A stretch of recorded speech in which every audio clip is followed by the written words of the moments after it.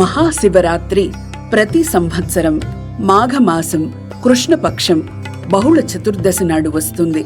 అది అన్ని దేశాల్లో ఉన్న హిందువులకు మహత్తరమైన పండుగ. కేవలం హిందువులే కాక ఎన్నో ఇతర మతస్థులు కూడా ఈ పండగని ఎంతో విశేషంగా జరుపుకోవడానికి ఇష్టపడతారు. శివరాత్రి రోజున శివపార్వతుల కళ్యాణం కూడా చేస్తారు. శివరాత్రి నాడు మహాదేవుడు లింగ రూపంలో ఆవిర్భవించాడు కనుక ఈ రోజు మహాశివరాత్రి అని శివపురాణంలో తెలియజేయబడింది.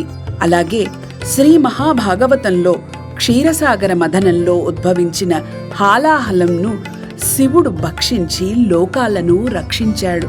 కాని ఆ గరళ ప్రభావం వలన శివుని గొంతు నీలిరంగులోకి మారిపోయి అదే ఆయనకి భూషణమైపోయి నీలకంఠుడయ్యాడు.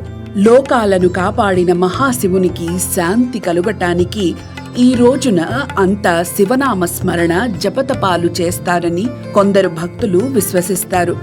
భారతదేశంలో శివుడి ఆలయాలు చాలా ఎక్కువ. శివుడు లింగ రూపంలో ఎక్కువగా దర్శనం ఇస్తూ ఉంటాడు. హిందువులు జరుపుకునే ప్రధానమైన పండుగలలో మహాశివరాత్రి ఒకటి. శివరాత్రి అంటే మంగళకరమైన శుభప్రదమైన రాత్రి. చీకటి అజ్ఞానానికి సంకేతం. మరి ఇది మంగళకరమైన రాత్రి ఎలా అవుతుంది అని అడగవచ్చు. అంటే శివరాత్రి నాడు ఉపవాసము, జాగరణ, శివనామస్మరణ, మహేశ్వర దర్శనం, అభిషేకం, బిల్వార్చన, నామ సంకీర్తనల వలన అజ్ఞానం తొలగి జ్ఞాన వెలుగులు విరజిమ్మే జ్యోతి మనలో ప్రకాశిస్తుంది. అందుకే అది శివరాత్రి అయింది. ముఖ్యంగా శివుడికి ఎంతో ఇష్టమైన బిల్వపత్రాలతో పూజ చేస్తారు శివరాత్రి నాడు. శివుడు సర్వజ్ఞుడు, సృష్టిలో అన్నీ తెలిసినవాడు. శివుడిని అభిషేకించి అందంగా అలంకరించి దర్శిస్తే మహాభాగ్యం కలుగుతుందంటారు. శివరాత్రి రోజున శివదర్శనము, శివధర్మాలను పాటించాలి. అంటే శివుడిని పూజించడం, నామస్మరణ చేయడం, ఉపవాసం చేయడం, జాగరణ ఇలాంటివన్నమాట. ఇక శివలింగాన్ని పంచామృతాలతో అభిషేకిస్తారు. ఇలా చేయడం వలన సర్వ అభిష్టాలు నెరవేరుతాయి. అలాగే శుద్ధ జలముతో అనగా తీర్థ జలాలు లేదా పసుపు నీటితో గాని, విభూది నీటితో గాని, గంధపు నీటితో గాని, ఫలరసాలతో లేదా కొబ్బరి నీరుతో అభిషేకించిన శివుడు పరవశుడవుతాడు. ఈ అభిషేకాలలో ఒక్కొక్క జలానికి ఒక్కొక్క ప్రత్యేకత ఉన్నది. కొన్ని జలద్రవ్యాలు లక్ష్మీ కటాక్షాన్ని కలిగిస్తే కొన్ని ఆరోగ్యాన్ని కలిగిస్తాయి, మరికొన్ని శాంతిని చేకూరుస్తాయి. ఇవన్నీ చేయలేకపోయినా కేవలం నీటితో అభిషేకం చేసిన శివుడి అనుగ్రహం కలిగి ఆరోగ్యంగా సిరి సంపదలతో వర్ధిల్లుతారు. ఉపవాసం ఉండి రాత్రి 4 జాములలో అభిషేకం చేయాలి.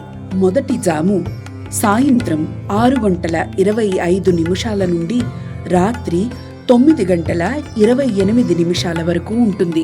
మొదటి జాము పాలతోనూ, రెండవ జాము రాత్రి 9:28 నుండి అర్ధరాత్రి 12:31 దాకా ఉంటుంది. రెండవ జాములో పెరుగుతోనూ, మూడవ జాము నెయ్యితోనూ, మూడవ జాము అర్ధరాత్రి 12:31 నుండి తెల్లవారుజామున అంటే బ్రాహ్మీ ముహూర్త సమయములో 3:34 దాకా ఉంటుంది. ఇక నాలుగవ జాము బ్రాహ్మీ ముహూర్తము 3:34 నుండి మొదలుకొని తెల్లవారి 6:37 దాకా ఉంటుంది. ఇది నాలుగవ జాము. నాలుగవ జాములో తేనెతో అభిషేకం చేస్తే ఎంతో ఫలితం లభిస్తుంది. మర్నాడు ఉదయము సాధువులకు ఆహారం సమర్పించి పూజా కార్యక్రమాలను పూర్తి చేసుకుని తరువాత ఉపవాసాన్ని చాలించాలి.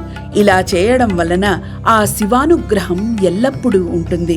ఇవన్నీ చేయలేకపోయినా ఓం నమః శివాయ ఈ పంచాక్షరీ మంత్రం జపించడం వలన చిత్తశుద్ధి, జ్ఞానప్రాప్తి లభిస్తుంది. జీవితం సఫలమవుతుంది. పాప ప్రక్షాళన జరుగుతుంది. ఈ మంత్రానికి అంతటి మహత్తరమైన శక్తి ఉన్నది.